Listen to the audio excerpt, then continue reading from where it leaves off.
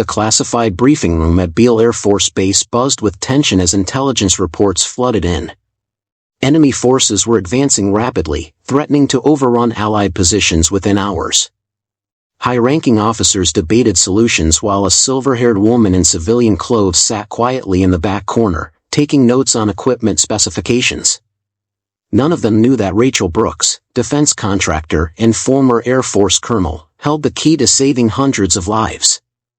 Her secret would soon change everything. Before we dive into Rachel's incredible story, I want to hear from you. Drop a comment and let me know where you're watching from today. Are you a veteran yourself? I love connecting with fellow Americans who appreciate stories of quiet heroism. Rachel Brooks adjusted her reading glasses and clicked her pen. The classified briefing room at Beale Air Force Base hummed with fluorescent lights and the quiet whir of air conditioning. She sat in the back row, away from the cluster of uniformed officers who filled the front seats. Her clipboard held technical specifications for surveillance camera upgrades. Simple stuff, really. New thermal imaging sensors, improved data transmission rates, enhanced zoom capabilities.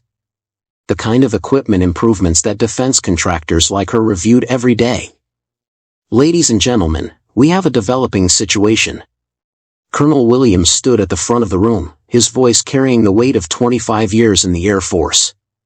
A large screen displayed satellite imagery of mountainous terrain marked with red arrows and enemy position indicators.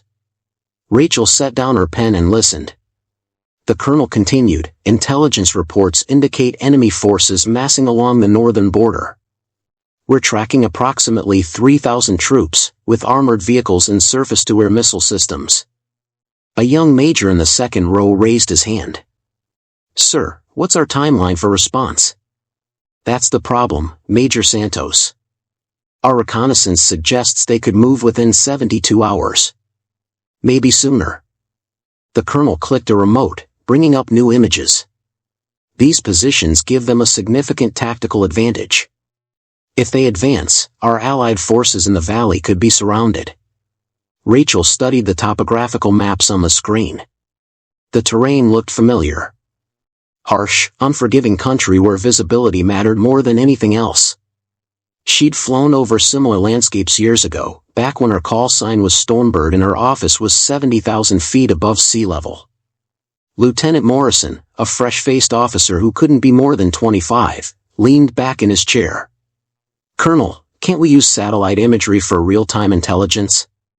"Satellites have limitations, Lieutenant. Weather, orbital patterns, and frankly, the resolution isn't good enough for the tactical details we need." Colonel Williams pulled up another slide showing weather patterns. "There's also a storm system moving through the region. Cloud cover will be significant." Rachel watched the younger officers exchange glances. They were smart, well-trained, but they were thinking about the problem like it was a computer simulation. Real combat was messier. Weather didn't care about your mission timeline. Enemy forces didn't move according to satellite schedules. Major Santos spoke up again. "What about drone reconnaissance, sir? Limited range and endurance for the area we need to cover. Plus, the enemy has demonstrated effective countermeasures against our drone platforms." The colonel's tone suggested this wasn't the first time he'd explained these limitations. Rachel pulled out her phone to check the time, then slipped it back into her jacket pocket. The meeting was running long, and she had another appointment across base in an hour. Equipment specifications for camera upgrades suddenly seemed less important than the tactical problem unfolding on the screen. A captain near the front row turned to face his colleagues. "Sir, it sounds like we need something that can fly high enough to avoid their air defenses, stay airborne long enough to cover the entire area, and gather the kind of detailed intelligence our ground commanders need." "Exactly right, Captain Torres." Colonel Williams nodded. "Unfortunately, our options are limited." Rachel knew what he meant. There was one aircraft that could do everything they needed, but flying it required specialized training that took years to master.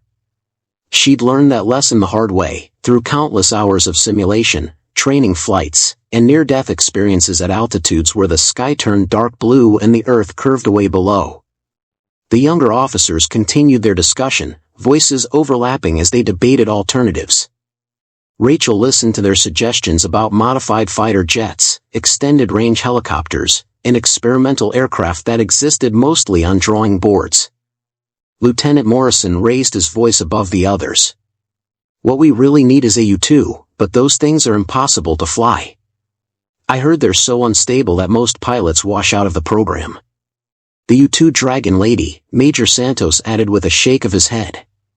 "My instructor at flight school said it was like trying to balance on a razor blade while riding a bicycle." "At 70,000 feet. Rachel smiled slightly. Not a bad description, actually. She'd heard worse analogies for flying the Dragon Lady. The discussion continued around her, voices growing more urgent as the tactical situation became clearer. Rachel closed her clipboard and gathered her papers. The meeting was winding down, and she could see Colonel Williams preparing to dismiss everyone. But as she stood to leave, the briefing room door burst open. Captain Marcus Torres stepped into the briefing room with the controlled urgency of a man carrying bad news. His SEAL uniform bore dust and sweat stains, suggesting he'd just returned from somewhere unpleasant. Behind him followed two other officers Rachel didn't recognize. "Colonel Williams, we have a problem." Torres moved directly to the front of the room without ceremony. "Intelligence reports from the field show enemy forces are moving ahead of schedule. They've advanced their timeline by 12 hours. The room fell silent. Rachel remained standing near her chair, papers still in her hand, watching as the younger officers straightened in their seats. The casual atmosphere of moments before evaporated. Colonel Williams set down his coffee mug with a sharp clink against the table. "How reliable is this intelligence, Captain?" "Solid, sir. My team was conducting reconnaissance operations in the northern sector when we observed mechanized units breaking camp. They're not waiting for the weather window we predicted." Torres moved to the large screen and pointed at specific locations. "Artillery pieces are already being repositioned here, and here." Lieutenant Morrison leaned forward. "How much time does that give our allied forces?" 6 hours, maybe 8 if we're lucky." Torres pulled out his own tablet and connected it to the briefing room's display system. New images appeared, showing convoy movements and equipment preparations. "After that, they'll have the high ground and numerical superiority. Our people will be sitting ducks." Rachel studied the updated intelligence. The situation had moved from serious to critical. She could see it in the way Torres held his shoulders, the tightness around Colonel Williams' eyes, the way the younger officers had stopped taking notes and started paying complete attention. Major Santos raised his hand. "Captain, what kind of air support do we have available?" "That's part of the problem." Torres clicked to another slide. "Our closest fighter squadrons are committed to operations 200 miles south. Strike aircraft are grounded due to maintenance issues. We've got helicopters, but they can't operate effectively at the altitudes we're dealing with." "What about close air support from the carrier group?" Captain Mitchell asked from the third row. Torres shook his head. "Too far out of range. By the time they could reposition and launch missions, the battle would be over." Rachel watched the exchange, noting how quickly the discussion had shifted from theoretical planning to immediate crisis response. These officers were good, but they were dealing with a tactical puzzle that had very few solutions. She'd seen similar situations before, in different conflicts, different decades, but the same fundamental problem. Colonel Williams stood up and walked to the front of the room. "Gentlemen, let's be clear about what we're facing. We have Allied forces in an exposed position, with enemy forces preparing to attack in less than 8 hours. We need real-time intelligence about enemy positions, movement patterns, and artillery placements. Without that information, we're asking our people to fight blind." "Sir, what about satellite coverage?" Lieutenant Morrison asked. "I already explained the limitations." The colonel's voice carried a note of impatience.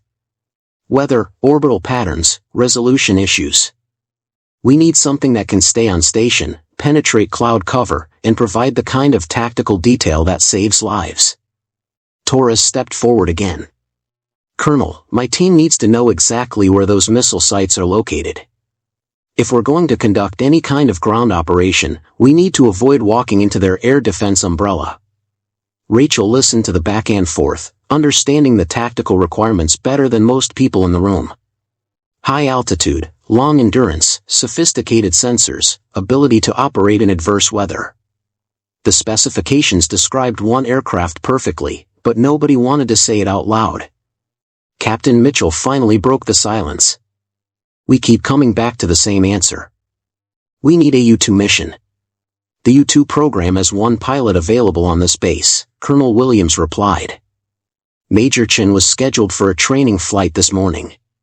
Torres pulled out his radio and spoke briefly to someone on the other end. The conversation lasted 30 seconds. When he finished, his expression had grown darker. Major Chin was involved in a training incident 3 hours ago.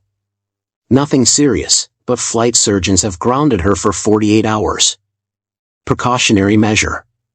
What about backup pilots? Major Santos asked. The next qualified U-2 pilot is currently deployed overseas. Won't be available for return for another week. Rachel felt the weight of the moment settling over the room. She'd been in similar situations before, when circumstances demanded difficult decisions and limited options. The young officers were learning what veterans knew: sometimes the mission requirements exceeded available resources. Torres looked around the room, his gaze sweeping across the assembled officers and landing briefly on Rachel before moving on. Colonel, I need to be direct. Without high-altitude reconnaissance, we're sending our people into a meat grinder. The intelligence gap is too significant. Colonel Williams nodded grimly. I understand the stakes, Captain. With respect, sir, I don't think anyone here fully understands what we're facing. Torres moved closer to the screen, his voice dropping but carrying clearly through the room. I've got teammates down there. Good people who trusted me to give them the intelligence they need to come home alive. The briefing room went completely quiet. Rachel could hear the ventilation system cycling, the distant sound of aircraft engines from the flight line, and the soft buzz of the fluorescent lights overhead. Torres straightened his shoulders and addressed the room with the directness of a combat veteran. I need to ask a question, and I need honest answers. He paused, scanning the faces of everyone present. Is there anyone here qualified to fly the U-2? The silence stretched for 10 seconds. Then 20. Rachel watched the faces around the room as officers avoided eye contact with Captain Torres. She could see Major Santos studying his hands. Lieutenant Morrison shifted uncomfortably in his seat. Captain Mitchell cleared his throat but said nothing. Torres waited, his question hanging in the air like smoke. His eyes moved methodically from person to person, searching for any sign of hope. The desperation was starting to show, though he was trying to hide it. Anyone? Torres asked again, his voice quieter now. U-2 qualifications? Even past experience? More silence. Rachel felt the weight of her clipboard in her hands. The equipment specifications suddenly seemed insignificant compared to what was happening in this room. She thought about the Allied forces in the valley, about Torres' teammates who were counting on intelligence that might not come. Colonel Williams cleared his throat. Captain, I've reviewed our personnel files. The U-2 program maintains very strict qualification standards. Most of our pilots here fly fighters or transport aircraft. The Dragon Lady requires specialized training that takes years to complete. I understand that, sir. Torres moved away from the screen, pacing to the side of the room. But training incidents happen. Equipment breaks down. Sometimes you have to work with what you have, not what you wish you had. Lieutenant Morrison raised his hand hesitantly. Captain, I've got 800 hours in F-16s. Different aircraft, but I've handled high-altitude missions. Torres stopped pacing and looked at the young officer. For a moment, hope flickered across his face. Then reality set in. Lieutenant, I appreciate the offer. But the U-2 isn't just another aircraft. The flight characteristics are completely different.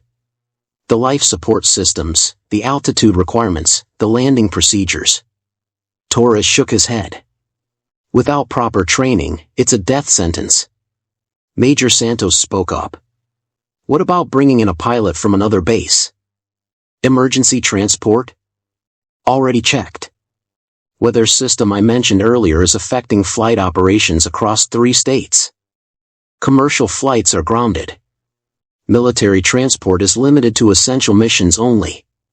Colonel Williams looked at his watch. Even if we could get someone here, we're looking at minimum 4 hours travel time. Plus preparation time.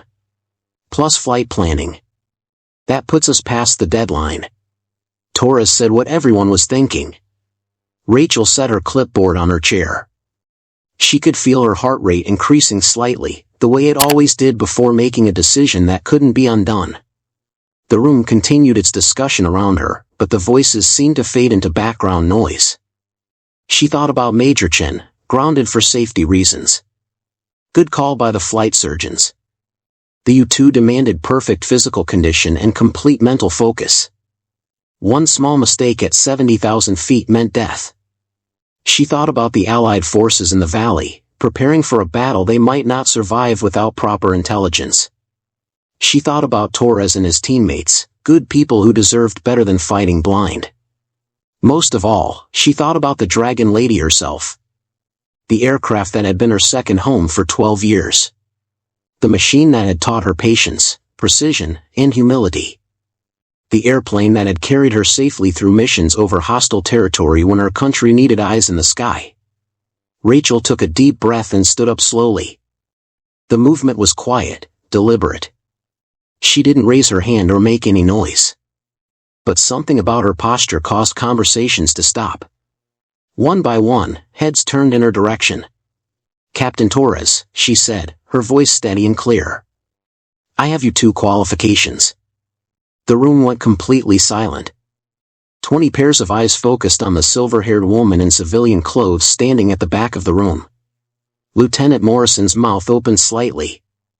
Major Santos blinked several times as if he hadn't heard correctly. Torres stared at her for a long moment. Ma'am, I'm sorry, but the U-2 program doesn't accept women? Rachel interrupted gently. Captain, the Air Force has been training female U-2 pilots since the 1990s.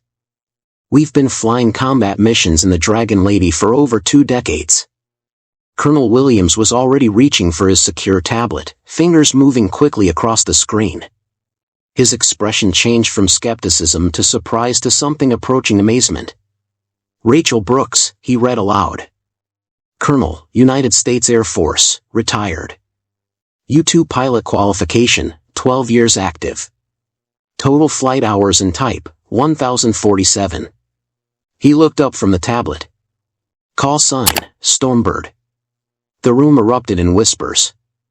Rachel heard fragments of conversations around her. Stormbird? I've heard that name. Didn't she fly missions over? Holy shit, that's actually her.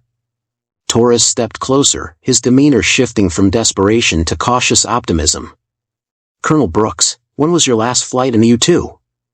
3 years ago. Transition flight when I retired. Rachel met his eyes directly. Captain, I know what you're thinking. It's been a while. Aircraft systems have been updated. I'd need a briefing on any changes. Ma'am, the basic aircraft is the same. Same flight characteristics, same challenges. Torres paused, weighing his words carefully. But I have to ask. This mission would take you over hostile territory. Enemy forces with surface-to-air missiles. Combat conditions. Rachel smiled slightly. Captain, I've flown 43 combat missions in the Dragon Lady. Most of them over territory considerably more hostile than what you're dealing with today. Lieutenant Morrison leaned forward in his seat. Colonel, what made you volunteer? I mean, you're a contractor now. This isn't your responsibility. Rachel looked at the young officer, seeing something of herself from 30 years earlier. Eager, well-trained, but still learning that military service wasn't really about responsibility. It was about something deeper than that. Lieutenant, when you've flown as many missions as I have, you learn that every mission matters. Every piece of intelligence gathered saves lives. Every successful flight brings people home to their families. She picked up her clipboard, then set it down again. Some things don't change when you retire. Torres nodded slowly. Colonel, I need to be direct. This would be a voluntary mission. High risk. No guarantee of success. Captain, I didn't volunteer for the easy missions when I was active duty. I'm not starting now. Colonel Williams stood up, his tablet still in his hand. People, we need to move quickly. If we're doing this, we need to start preparation immediately. The U-2 equipment room smelled like rubber, metal, and the faint chemical odor of pressurized oxygen systems. Rachel stood in the center of the room as technicians bustled around her, pulling equipment from specialized lockers and running through checklists on their tablets. Sergeant First Class Maria Gonzalez, the senior life support technician, held up the orange full-pressure suit that would keep Rachel alive at 70,000 feet. Colonel, this is a newer model than what you flew with before. Same basic design, but we've got improved mobility joints and updated communication systems. Rachel nodded, running her fingers along the suit's fabric. The material felt familiar under her touch, thick and substantial, designed to inflate automatically if the cockpit lost pressure. She'd worn suits like this hundreds of times, but never after a 3-year gap. What about the helmet interface? Rachel asked, examining the connections. Still the same basic setup, ma'am. Oxygen, communication, and emergency systems. Sergeant Gonzalez lifted the helmet from its stand. We've added some digital displays to the heads-up system, but nothing that should affect your flight procedures. Captain Torres entered the equipment room carrying a thick mission folder. Colonel Brooks, we need to talk about the flight profile and intelligence requirements. He set the folder on a nearby table and opened it to reveal maps, photographs, and tactical overlays. Rachel walked over, still carrying the helmet. The maps showed the same mountainous terrain from the briefing, but now marked with specific coordinates and flight paths. Red circles indicated enemy positions. Blue squares marked Allied forces. The mission area covered roughly 200 square miles of hostile territory. Here's what we need, Torres pointed to different locations on the map. Primary targets are these artillery positions on the ridgeline. Secondary targets are these supply depots in the valley. We also need confirmation on troop strength and movement patterns. Flight time over the target area? Rachel studied the distances involved. Approximately 40 minutes for complete coverage. The Dragon Lady's cameras should be able to capture everything we need in that time frame. Sergeant Gonzalez interrupted them. Colonel, we need to start suiting up. The process takes about 90 minutes with pre-breathing requirements. Rachel set down the helmet and began removing her civilian jacket. The ritual of preparing for a U-2 flight was something she'd never forgotten. Every step had a purpose, every procedure designed to prevent death at an altitude where human beings had no business flying. The first step was the partial pressure garment that went under the full pressure suit. Rachel changed in a private area, then returned for the complex process of getting into the main suit.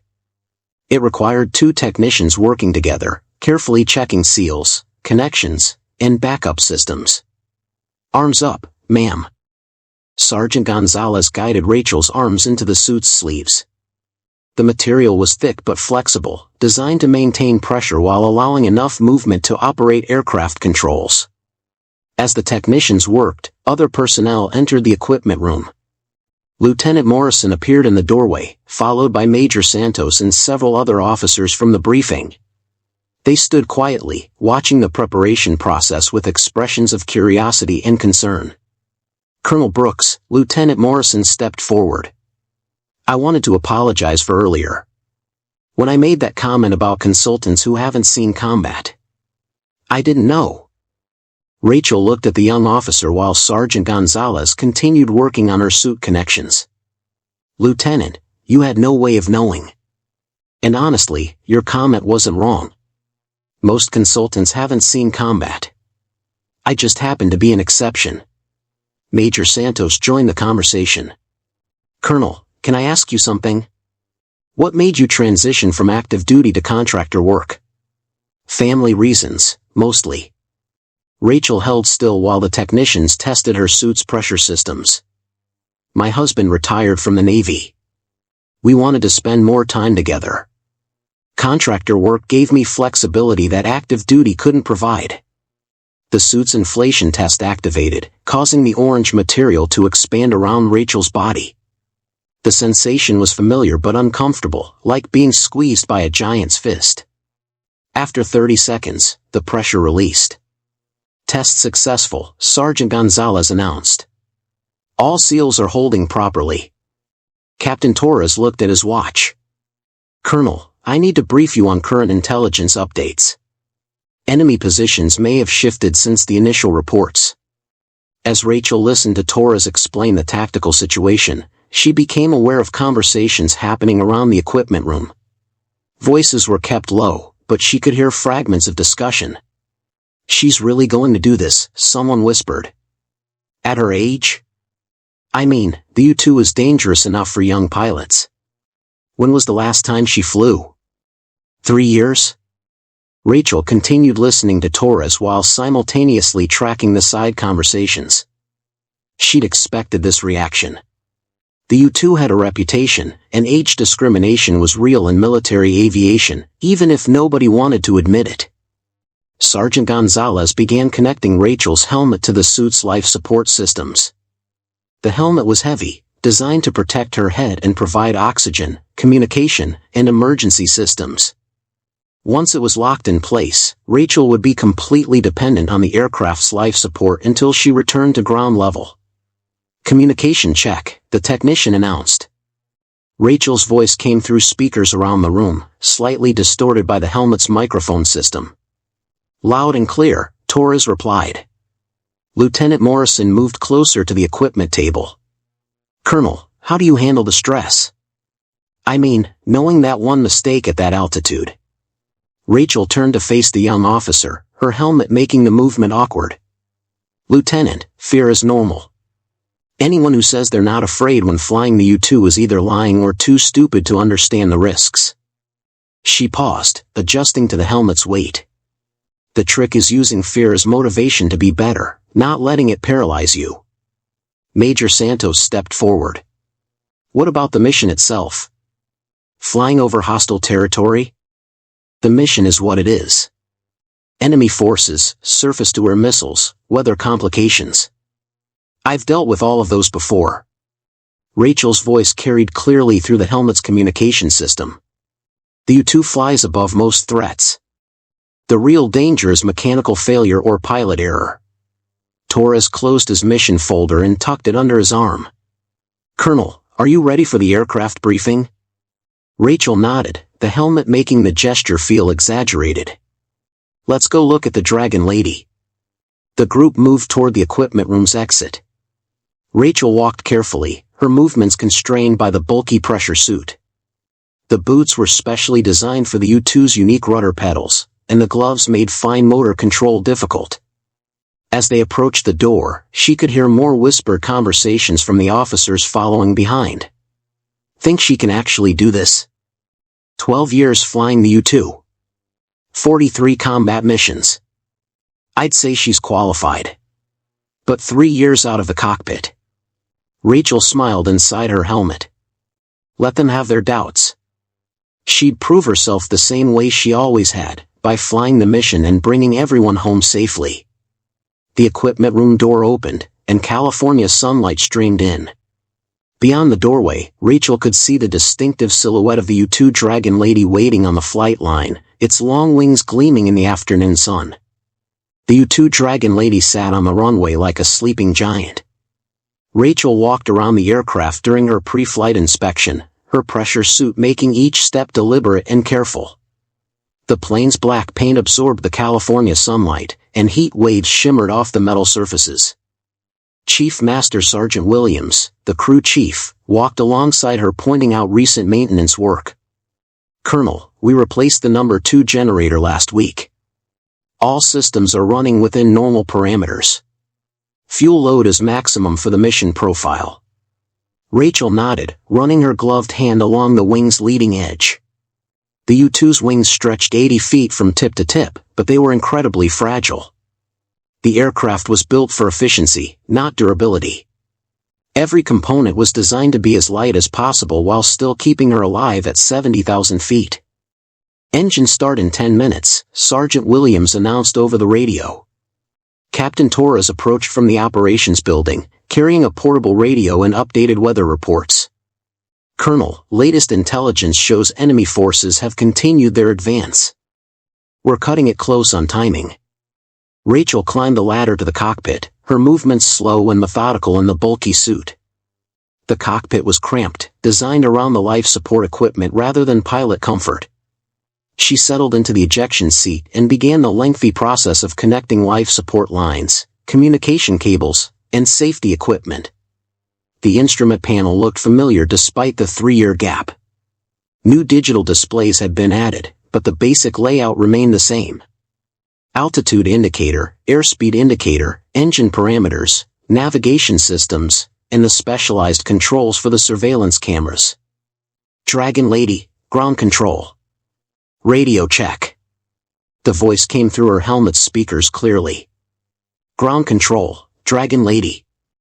Radio check good." Rachel's voice sounded different to her own ears, filtered through the helmet's communication system.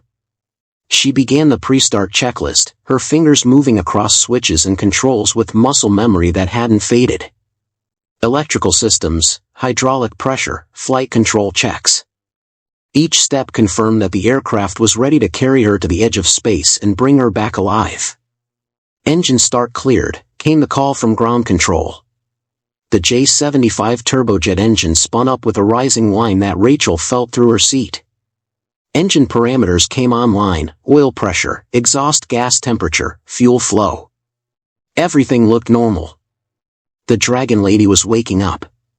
"Tower, Dragon Lady ready for taxi. Dragon Lady, taxi runway 09. Wind calm, altimeter 2997. Rachel released the wheel brakes and added power. The U-2 rolled forward on its bicycle-style landing gear, requiring constant attention to keep it balanced. The aircraft wanted to tip left or right, and only forward speed would provide the stability needed for takeoff. At the runway threshold, she ran through the final checks. Flight controls, engine parameters, life support systems, camera equipment. Everything showed green lights. "Tower, Dragon Lady ready for departure. Dragon Lady, cleared for takeoff. Good hunting." Rachel pushed the throttle forward and felt the familiar sensation of the U-2 accelerating down the runway. The aircraft gathered speed slowly at first, then more rapidly as the long wings began generating lift. At exactly 90 knots, she pulled back on the control stick and the Dragon Lady leaped into the air like it had been spring-loaded. The climb was steep and rapid. Rachel watched the altimeter unwind as they passed through 10,000 feet, then 20,000, then 30,000. The sky outside her canopy began changing from blue to dark blue to the purple-black of the upper atmosphere. At 45,000 feet, she switched to the autopilot and began configuring the surveillance systems. The cameras were more sophisticated than the equipment she'd used 3 years earlier, but the basic operation remained the same. Point, shoot, transmit. Dragon Lady, you're approaching the target area. Latest intelligence shows enemy activity concentrated along the northern ridgeline. Rachel switched to manual flight control as they crossed into hostile territory. At 70,000 feet, she was above most surface-to-air missile threats, but the U-2 was still vulnerable during certain flight profiles. She needed to balance mission requirements with safety considerations. The view from 70,000 feet was spectacular and terrifying. The Earth curved away in all directions, showing the planet's spherical shape. The sky above was dark enough to see stars during daytime. Below, the landscape looked like a detailed map, with mountains, valleys, and rivers clearly visible. Rachel activated the cameras and began the systematic photography of enemy positions. The first target was an artillery battery positioned on a mountain ridge. Through the camera's display, she could see the guns clearly, along with supply trucks and personnel moving around the position. Ground control, Dragon Lady. I have visual contact with target Alpha. Confirming 3 artillery pieces, approximately 20 personnel, multiple supply vehicles. Copy, Dragon Lady. Continue to target Bravo. The second target was a supply depot in a valley between 2 mountain ranges. Rachel banked the aircraft slightly to get a better camera angle, feeling the U-2's characteristic instability at high altitude. The aircraft wanted to pitch up or down with the slightest control input, requiring constant attention to maintain level flight. Ground control, target Bravo shows significant activity. I count 12 large vehicles, possibly ammunition trucks. Personnel strength approximately 50. Dragon Lady, we're getting good imagery. Continue to target Charlie. As Rachel maneuvered toward the third target, something caught her attention. Through the camera system, she could see movement that didn't match the expected enemy positions. Vehicles were heading away from their established positions, moving toward a narrow pass between 2 mountain ridges. She switched to high magnification and studied the scene more carefully. The movement pattern was wrong. Instead of advancing toward Allied positions, the enemy forces appeared to be repositioning for something else. Ground control, Dragon Lady. I'm observing unexpected enemy movement.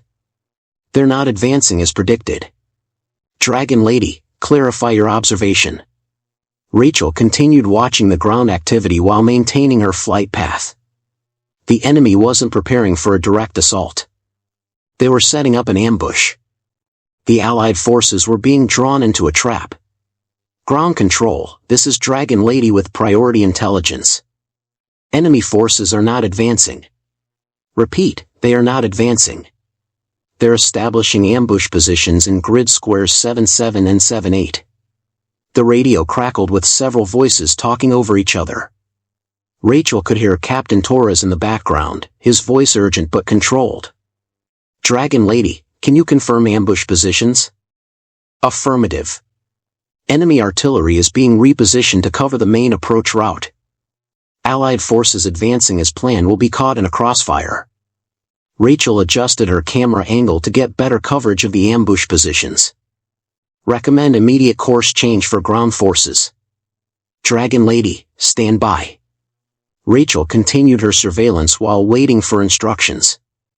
The enemy movement became clearer as she watched. This wasn't just a repositioning. It was a carefully planned tactical deception designed to draw Allied forces into a killing zone. Dragon Lady, ground control. Change of mission priority. We need detailed imagery of the ambush positions. Allied forces are holding current positions pending your intelligence. Copy, ground control. Beginning detailed reconnaissance of ambush sites. Rachel banked the U-2 into a wide turn, setting up for multiple passes over the enemy positions. The mission had changed from routine reconnaissance to preventing a military disaster. She could feel the aircraft responding to her control inputs, the familiar sensation of flying at the edge of space where human error meant death. The Dragon Lady's cameras continued recording as Rachel positioned for the next pass. Below, enemy forces were completing their trap, unaware that their deception had been discovered by a silver-haired woman flying 70,000 feet above their heads. Dragon Lady, be advised you're approaching maximum time on station. Fuel considerations require a return to base within 15 minutes. Rachel checked her fuel gauges and calculated the flight time back to Beale. The numbers were tight, but manageable. She had enough fuel for one more complete pass over the ambush positions. Ground control, Dragon Lady. Beginning final reconnaissance pass. Dragon Lady, Beale Tower. You're cleared for approach runway 09. Chase car is in position. Rachel began her descent from 70,000 feet, carefully managing the U-2's notorious flight characteristics. The Dragon Lady didn't want to come down easily. At high altitude, the aircraft had 2 possible flight modes, too fast or too slow, with almost nothing in between. She had to thread the needle between stalling and exceeding maximum speed. Chase 1, I have visual on the Dragon Lady. The voice belonged to Major Santos, who was driving the chase car that would guide her landing. Like all U-2 landings, this one required a second pilot in a car racing alongside the runway, because the pilot couldn't see the ground from the cockpit. Chase 1, Dragon Lady. Beginning final approach. Rachel could see Beale Air Force Base spread out below her as she descended through 40,000 feet. The runway looked impossibly small from this altitude, like a thin line drawn on the desert floor. She'd made this approach hundreds of times before, but it never became routine. At 20,000 feet, she began configuring the aircraft for landing. Gear down, flaps extended, power settings adjusted for the U-2's unique approach profile. The Dragon Lady had to be flown all the way to touchdown because it couldn't glide like conventional aircraft. Dragon Lady, you're looking good on approach. Speed is perfect. Major Santos' voice came through her headset as the chase car accelerated down a parallel road, preparing to race alongside the runway during landing. Rachel crossed the runway threshold at exactly 80 knots, the precise speed required for a safe U-2 landing.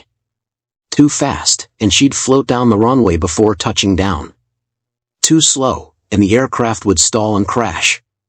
Power back, Dragon Lady. You're 10 feet high. Santos called out corrections from the chase car, now racing alongside the runway at 80 miles per hour. 5 feet.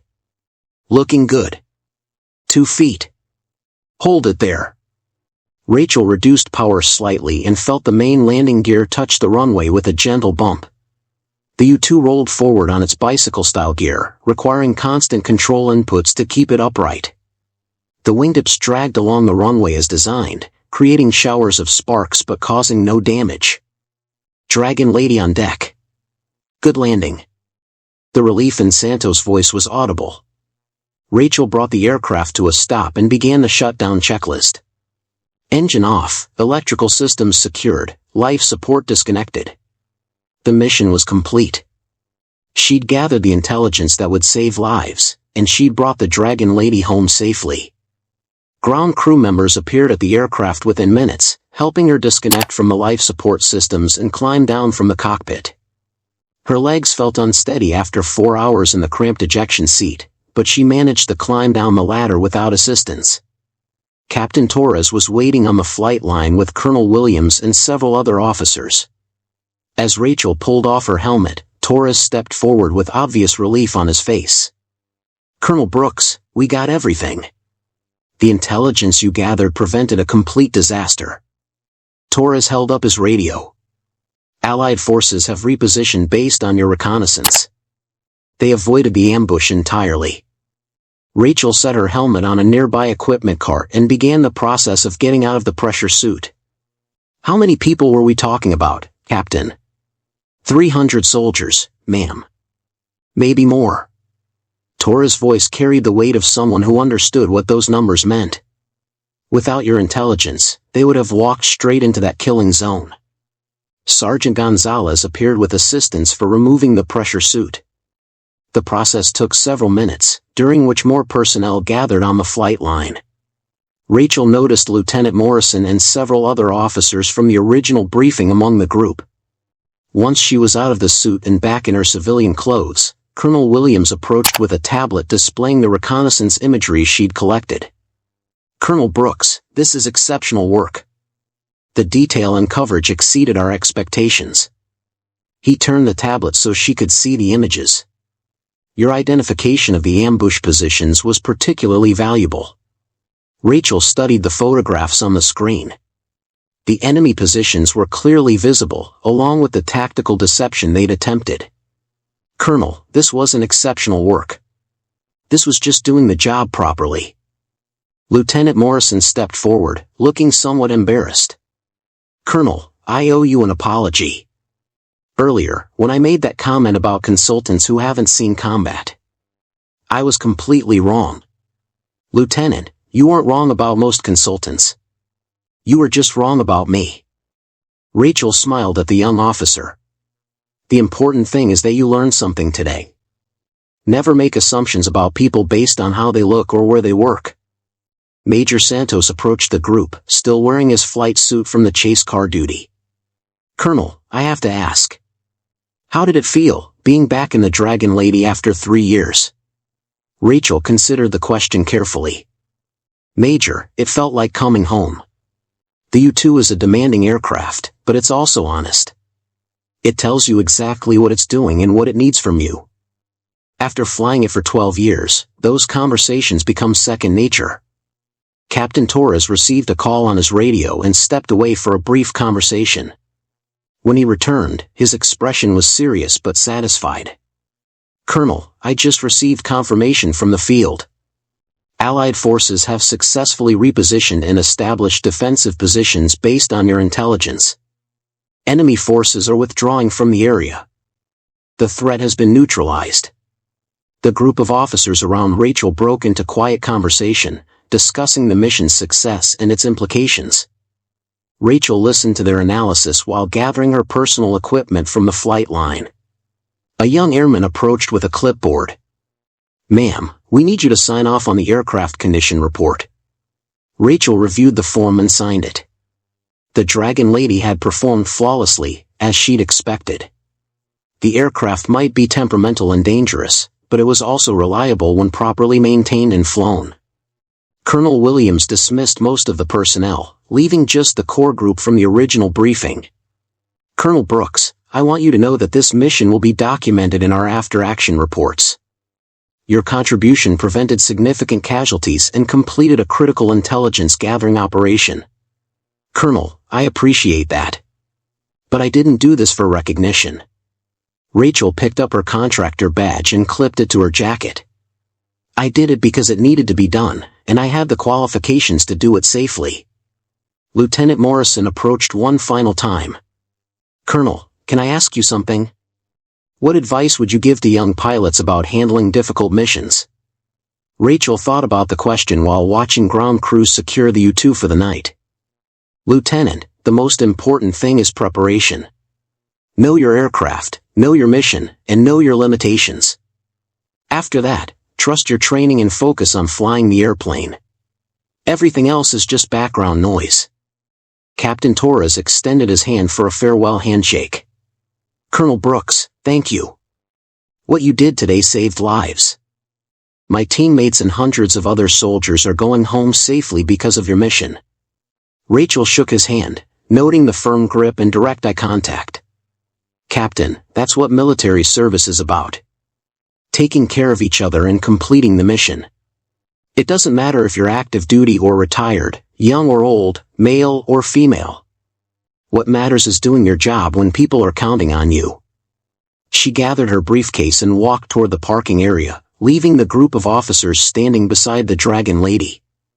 As she reached her car, Rachel could hear Lieutenant Morrison talking to the others. "You know what impressed me most?" She never bragged about her experience or made a big deal about volunteering.